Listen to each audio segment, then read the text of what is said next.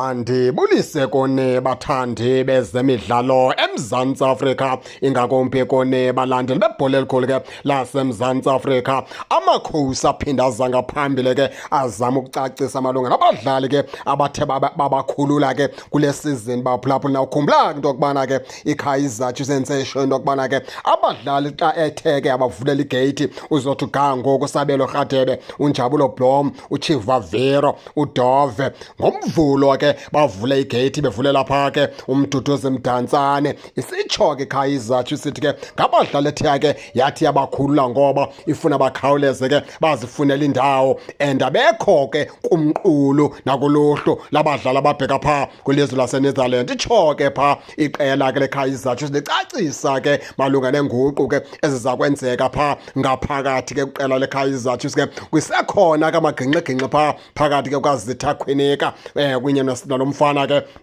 kaSamkelo Zwane pha ngaphakathi, ngoba basekhona bona pha ngaphakathi. Awukabikho nto itsho into yokubana ke igate sebeyivulelwe, basekhona pha ngaphakathi. Sineminqweno yokubana ke iKaizer Chiefs ke ingazitshintsha ke ngcinga ngabo, ngoba kuKhwinika uzamile ukubabonalisela apha kule midlalo ke iNedbank yokugqiba into yokubana ke noko isandla ndisasixhoma, noko kukhona endingakwenza xa ninondinika ithuba apha kule centre back, ngoba umfana omdala ke udifende kakuhle kakhulu ofikelela pha nakwifinal ke Nedbank Cup.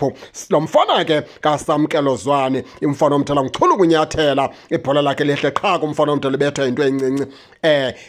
Ukhompyutha nompondo sihlanjiwe pha ngaphakathi kula midfield yeqala leKaizer Chiefs ke banintsi abadlali ke abanesekhona bane-experience kwedlula yena pha umfana omdala. Loo nto ke ithi ke kwawuthatha ithuba into yokubana uSamkelo Zwane umfana omdala ke axhoma isandla zibonakalise ke adume ngako ngendlela ke thina besinqwenela ngayo. Ibingekho rongo iKaizer Chiefs xa imthatha uSamkelo Zwane imloni yomgcinisa ukwenzela into yokubana afumane umcimbi ke we-game time, umfana omdala akwazi ukuqhela ukudlala, ukwenzela into yokubana noba iKaizer Chiefs iyambuyisa imbuyisa segeyine experience umfana omdala, seyazi into yokubana ngoku uyasetyenzwa ngaphakathi enkundleni yokubana bamgcine ebhentshini bambulale. Ibuhlungu ke loo nto baphulaphula ubulala ke iplayer enesakhono esihle esinjengozwane. Iba ke iKaizer Chiefs ngenene nangenyaniso iyazibona into yokubana indawo kaSamkelo Zwane ayinayo, mayimlone umntwana ayofumana igame time ngaphandle. Ingenzi esisenzeke pha